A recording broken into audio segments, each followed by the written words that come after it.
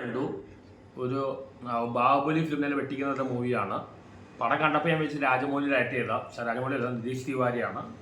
പിന്നെ രൺബീർ കപൂർ, മീശയിലെ കളഞ്ഞ രൺബീർ കപൂർ ഉണ്ട്. സായി പല്ലവിയാണ് നായിക. എന്തായാലും ഭയങ്കര 1500 crore പറയണം. ടെക്നിക്കലി സൂപ്പറാണ്. 2K പിള്ളേർക്കെല്ലാം ഈ സിനിമ ഇഷ്ടപ്പെടും. കാരണം ഫൈറ്റും സ്റ്റണ്ടും എല്ലാം നമ്മളെ കാണിക്കുന്നുണ്ട്. പിന്നെ അവർക്ക് രാമായണം വായന കുറവായതുകൊണ്ട് രാമായണം അതൊന്നും അറിയില്ലായിരിക്കും, അത് അറിയാൻ പറ്റും.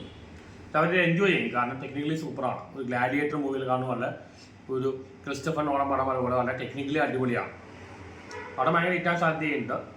എന്തായാലും എനിക്ക് കണ്ടിട്ട് പറയാം, നല്ലൊരു ടെക്നിക്കലി അടിപൊളി VFXും സ്റ്റണ്ടാണെങ്കിലും എല്ലാം നന്നായി കാണിക്കുന്നുണ്ട്. അങ്ങനെ ലാഗൊന്നും എനിക്ക് തോന്നുന്നില്ല. നല്ല മൂവിയാൻ സാധ്യതയുണ്ട്. സിനിമ പോലെ ഞാൻ വിചാരിച്ച മുൻധാരണയോടെ പോകുന്നു. പക്ഷെ അങ്ങനത്തെ മൂവിയല്ല, കണ്ടറിയാം, ട്രെയിലർ കണ്ടറിയാം. ഇതൊരു പാൻ ഇന്ത്യ മാത്രമല്ല, പാൻ വേൾഡ് ഫിലിമാണ്. എല്ലാവർക്കും കാണാൻ പറ്റും. ഇവിടുത്തെ ഇന്ത്യൻ എപ്പിക്സിനെ കുറിച്ച് പുറത്തുള്ള ആൾക്കാർ അറിയട്ടെ, ഫോറിനേഴ്സ് മറ്റേ അറിയട്ടെ. ഇന്ത്യൻ സിവിലൈസേഷനും ഗ്രീക്ക് സിവിലൈസേഷനും ഒന്നിച്ചു പോയതാണ്. നല്ലൊരു സിവിലൈസേഷൻ ഇന്ത്യയുടെ, അതാണ് കാണിക്കുന്നത്. സാധാരണ ഇങ്ങനത്തെ പടം രാജമൗലിക്ക് ഡയറക്റ്റ് ചെയ്യുന്നത്. പക്ഷേ ഇത് നല്ല ഡയറക്ഷൻ, നല്ല ട്രെയിലർ കണ്ട് നല്ല എഫക്റ്റ് ചെയ്തിട്ടുണ്ട്. ഒരുപാട് ടെക്നിക്കലി അല്ല, സാധാരണ ഇന്ത്യൻ സിനിമയൊന്നും ടെക്നിക്കലി ഇത്ര ബ്രില്യൻ്റ് അല്ല. അതിന് ഹോളിവുഡ് ലെവലിലേക്ക് വന്നിരിക്കുന്നത്. അതുകൊണ്ട് 2K പിള്ളേർക്ക് ഈ കഥ അറിയില്ലെങ്കിലും അവർ കാണും. ഇത് കാണുന്നതിലൂടെ അവർക്ക് അത് മനസ്സിലാക്കുകയും ചെയ്യും. ഇങ്ങനത്തെ ഫിലിംസ് വേണം. എന്തായാലും കേന്ദ്ര സർക്കാരിൻ്റെ സപ്പോർട്ട് ഉണ്ടാവും. വലിയൊരു ടൈം ആകട്ടെ. പിന്നെ മലയാളത്തിലും ചില കുറേ സർപ്രൈസ് ചെയ്ത് കുറേ ആൾക്കാരുണ്ട്.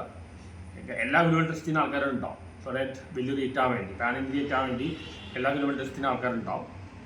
എന്തായാലും രൺബീർ കപൂറിൻ്റെ കരിയറിൽ വലിയൊരു ഇതാണ്. പിന്നെ ഏതോ നടിയിൽ പറയട്ടെ, സായി പല്ലവിയുടെ മുടിയും ചുരുണ്ടായിരിക്കും, അതൊന്നും ആക്ടറല്ല. എന്തായാലും വലിയൊരു ഹിറ്റായി മാറട്ടെ. എന്തായാലും ഹിറ്റായിരിക്കും. പാൻ ഇന്ത്യ ഒന്നുമില്ല, പാൻ വേൾഡ് ആയിരിക്കും.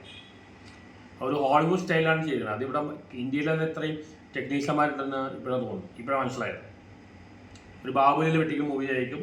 വലിയൊരു ഇതെന്തായി ഭയങ്കര വലിയൊരു ഹിറ്റായിരിക്കും, ബ്ലോക്ക് ബസ്റ്റർ ഹിറ്റായിരിക്കും. വരാൻ സാധ്യതയുണ്ട്. പക്ഷേ മോഹൻലാൽ വെച്ച് വേറെ റോൾ പ്ലാൻ ഉണ്ടായിരുന്നു. ഒരു രണ്ടാം ഭീമന്റെ റോള് മറ്റേ MTയുടെ സ്ക്രിപ്റ്റിൽ സെറ്റിയിൽ പ്രൊഡ്യൂസ് ചെയ്ത് ഭയങ്കര ഒരു 1000 കോടി ഫിലിമായിരുന്നു. അത് ശ്രീകുമാർ മേനോ മറ്റാണ് ആദ്യം ഏൽപ്പിച്ചത്. പിന്നെ MTക്ക് അത് കോൺഫിഡൻസ് ഒന്നുമില്ല. അത് വന്നെങ്കിൽ വേറെ ലെവലിലേക്ക് പോയാണ്.